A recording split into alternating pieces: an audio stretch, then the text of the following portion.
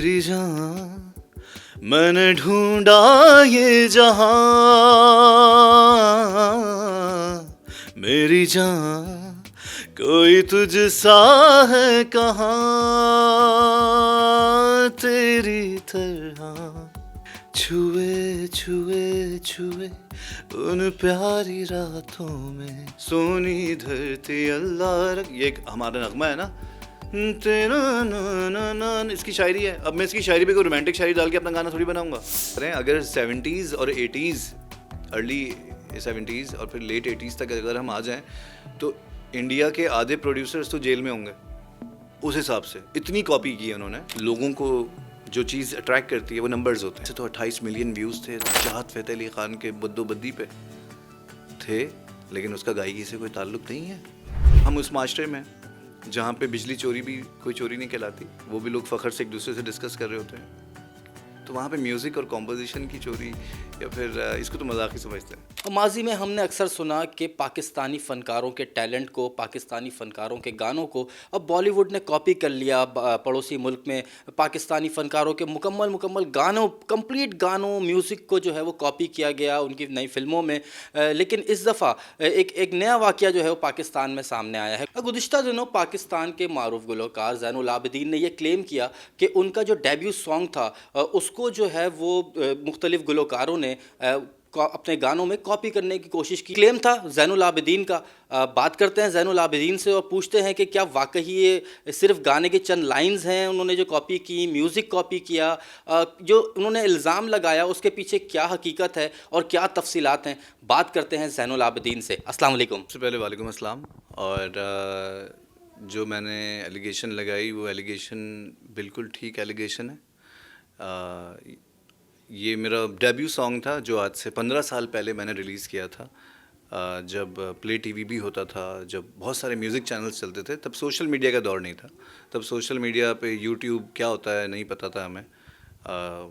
YouTube पे मेरा गाना मैंने कोई 1-1.5 साल बाद अपलोड किया था, मतलब अंदाज़ा ही नहीं था। और मुझसे पहले वो जो जिनके पास एक्सेस होता है वो लोग अपलोड कर चुके थे, तो मुझे ये भी नहीं मालूम था कि ऐसा कुछ होता है।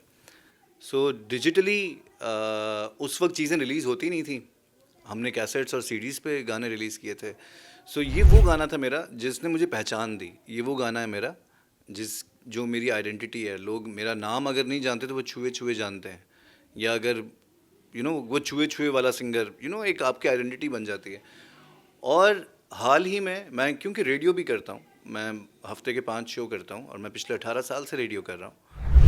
सो मैं तो दिन के कोई 100 गाना सुनता हूँ। सही है, मैं तो 100 गाना प्ले करता हूँ एक तरह से, और हमेशा नए आर्टिस्ट को सपोर्ट करता हूँ। मेरे अगर आप शोज़ निकालें, सोशल मीडिया देखें, मेरे आर्काइव्स देखें, इस वक्त बहुत बड़े बड़े आपके सामने जो स्टार्स हैं उनमें से बहुत सारे ऐसे हैं जिनकी स्टार्टिंग थी, और वो स्टार्टिंग मेरा पीक था, मतलब जब मेरा गाना हिट हुआ था। सो मैंने तो हमेशा उनको तब भी प्यार किया, मैं अब भी प्यार करता हूँ, मैं हमेशा आर्टिस्ट को सपोर्ट करता हूँ। लेकिन 15 साल बाद हुआ कुछ यूँ कि ये मैं अपना शो ही कर रहा था, उसके दरमियान में ही मेरे पास ये गाना आया, प्ले करने के नया गाना आया। अब जब मैं गाना सुना तो विदिन अ सेकंड मुझे समझ में आ गया कि यार ये अच्छा, एक होता है ना आपको लगता है कि यार ये सुना हुआ है, मुझे ये नहीं हुआ सुना हुआ है, मुझे लगा मेरा ही है ये पोर्शन। उस गाने को उन्होंने डिवाइड इस तरह से किया हुआ है कि जो मेरा अंतरा है मेरे गाने का, वो इस गाने की अस्थाई है, और ये उसको अस्थाई, इसको इस तरह कहते हैं, इसको वर्स कहते हैं। तो जो वो वर्स है वही वर्स इस गाने का मेन हुक भी है, और वही 2 दफ़ा रिपीट है। यानी कि अगर मेरी 8 लाइनें हैं तो इनकी भी 8 लाइनें हैं। मेरे जो नोट टू नोट मैं गा रहा हूँ एज इट इज़, ये भी वही नोट टू नोट गा रहे हैं।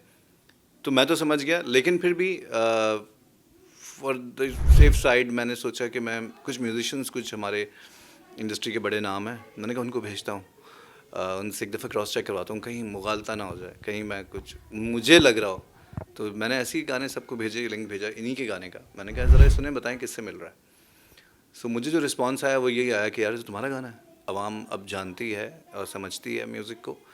कॉपी और इंस्पिरेशन में क्या फ़र्क होता है, क्योंकि बहुत सारे लोग ऐसे भी थे जो कहते हैं यार इंस्पिरेशन है। इंस्पिरेशन और कॉपी में ना there is a thin line, एक बहुत ही बारीक सी लाइन होती है जो आपको इंस्पिरेशन से कॉपी में ले जाती है। इंस्पिरेशन में क्या होता है कि मैं खुद जब कोई गाना बनाता हूँ, मैं इंस्पिरेशन लेता हूँ बहुत सारे गानों की, लेकिन मैं वो गाने एज इट इज़ नहीं गा देता। मैं इंस्पिरेशन में क्या रखता हूँ कि मैं उसकी फ़ील रखता हूँ, उस गाने का एसेंस रखता हूँ, उसकी खुशबू रखता हूँ, या उसका एक अंग रख लेता हूँ।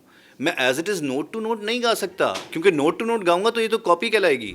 नोट टू नोट तो गलत है बहुत। तो ये मैंने कांटेक्ट करने की कोशिश की बयान बैंड से, तो उन्होंने, उनके किसी तरफ से एक रिप्लाई ये आया कि ये जो पोर्शन है जिसके ऊपर आप क्लेम कर रहे हो, ये पोर्शन तो हसन रहीम का है, ये तो हसन रहीम ने कंपोज किया है, सो इसको तो हम ओन नहीं करेंगे। अब एक बहुत ही नॉर्मल सी बात है कि जब एक चीज़ आपके नाम से रिलीज़ हो रही है और उसमें आप भी गा रहे हो, वो प्रोडक्ट ही आपकी है, तो आपको तो ओन करना पड़ेगा कि ऐसा हुआ है। और हुआ है तो क्यों हुआ है? गलत हुआ है, उस गलत को आप गलती को मानोगे।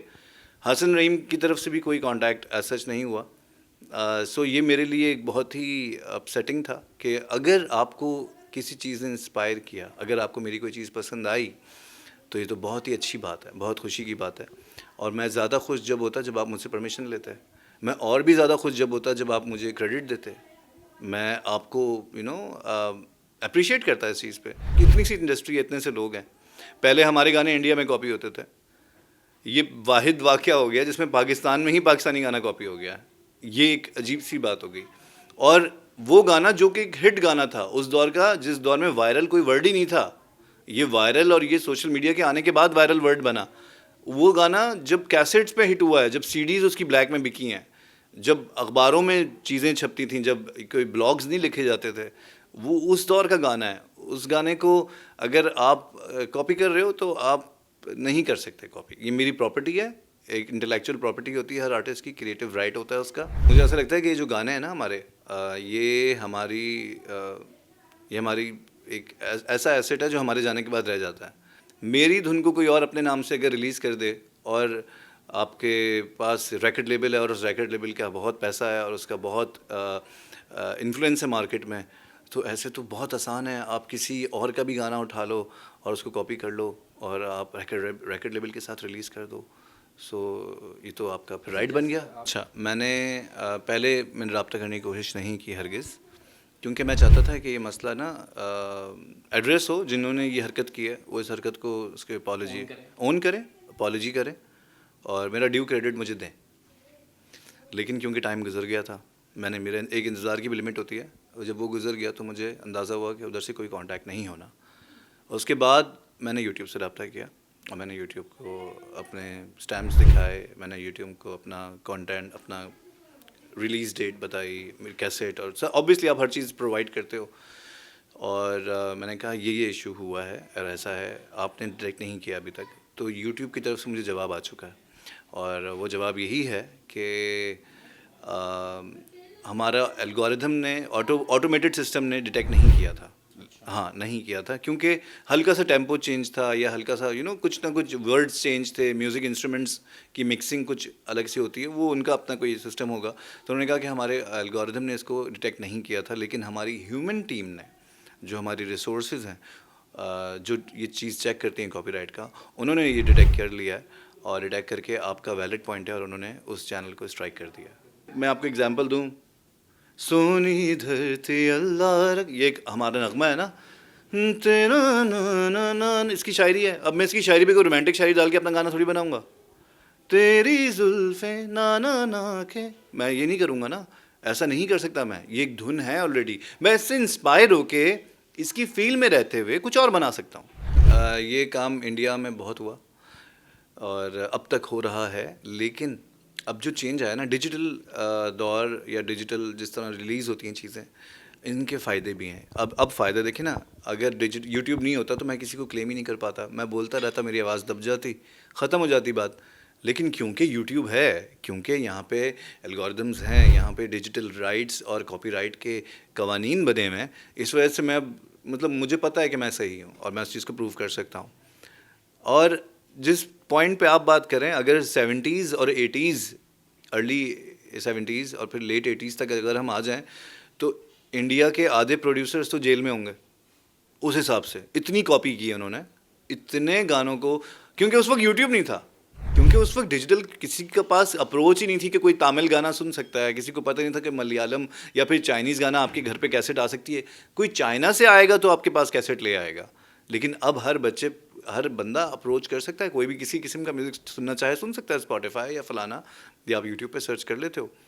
सो उस वक्त के बहुत बड़े बड़े हिट्स ऐसे हैं जो कॉपी हुए, और क्योंकि 90s तक हमारे पास भी ऐसा कुछ नहीं था, तो हमारे बहुत बड़े बड़े बैंड्स हैं, हमारे बहुत बड़े बड़े लेजेंड्स हैं, बहुत बड़े बड़े सिंगर्स हैं जिनके गाने उन्होंने पूरे पूरे उठाए। सिर्फ उन्होंने, समझ लें जिस तरह फोटोस्टेट मशीन होती है ना, उन्होंने मेलोडी रखी और शायरी तर्जुमे में निकल गई दूसरी। आप इसको क्राइम समझते हैं? मैं इसको क्राइम समझता हूँ। ये क्राइम है ना, तो ये आप आर्टिस्ट इन दी एंड देखें एप्रिसिएशन का ही भूखा होता है। फॉर एग्जाम्पल बोल कफारा क्या होगा एक गाना था, ठीक है, वो गाना बहुत बड़ा हिट था पाकिस्तान में, उसको बहुत लोगों ने सुना, उसके 100 मिलियन व्यूज़ थे। जब उसके 100 मिलियन व्यूज़ हो गए तो उसको जुबिन नौटियाल ने गा दिया, और गा के जब रिलीज़ करने लगे तो जिनका गाना था बोल कफारा क्या होगा, उन्होंने स्ट्राइक फेंकी। जब उन्होंने स्ट्राइक की तो टी सीरीज़ को पे करना पड़ा, टी सीरीज़ को $50,000 देने पड़े। हमारी आवाम या फिर लोगों को जो चीज़ अट्रैक्ट करती है वो नंबर्स होते हैं। उनको लगता है कि जिसके व्यूज़ ज़्यादा हैं वो बहुत बड़ा आर्टिस्ट है, या वो बहुत, ऐसे तो 28 मिलियन व्यूज़ थे चाहत फ़तेह अली ख़ान के बद्दो बद्दी पे थे, लेकिन उसका गायकी से कोई ताल्लुक़ नहीं है, वो म्यूज़िशियन या फिर म्यूज़िक, उसको आप सिंगर नहीं कह सकते। सो वो एक सवाल था। आप चाहत फ़तेह अली खान को गुलकार नहीं समझते? मैं उनको फ़नकार समझता हूँ, गुलूकार तो नहीं समझता। वो फ़न करते हैं, वो भी कौन सा वाला फ़न, इंग्लिश वाला फ़न। वो फ़नकार हैं, वो गुलूकार नहीं है, और ना वो उर्दू वाला फ़नकार है, वो फ़नकार हैं। और मुझे ऐसा लगता है कि आवाम को चाहिए कि वो नंबर्स को ना देखे, वो इस नंबर्स की दौड़ तो ख़त्म ही नहीं होनी कभी भी। सो आर्टिस्ट, नए आर्टिस्ट जितने भी आने वाले हैं या जो काम कर रहे हैं, भाई सबसे पहले आप कंसिस्टेंसी के साथ काम करते रहें। दूसरा, इंस्पिरेशन लें, कॉपी ना करें। इंस्पिरेशन लेना ज़रूरी है किसी भी चीज़ को, और अगर तो आपसे गलती अनइंटेंशनली भी हो जाता है, ऐसा भी होता है कि कुछ गाने जहन में बैठे होते हैं, लेकिन अनइंटेंशनली अगर हो गया है तो ड्यू क्रेडिट जिसका है उसको दें। और तीसरी चीज़, किसी के नंबर से आप वो बिल्कुल डिप्रेशन में ना जाएं। आपका जो काम है वो दुनिया को पसंद आएगा, और जब वो आएगा सो यू विल शाइन। आप बस नॉन स्टॉप काम करें। मेरी जान मैंने ढूंढा ये जहां, मेरी जान कोई तुझसा है कहाँ, तेरी तरह कोई नहीं मुझ में बसी, खुशबू तेरी छुए छुए छुए उन प्यारी रातों में, आए आए प्यार मुझे तेरी बातों पे।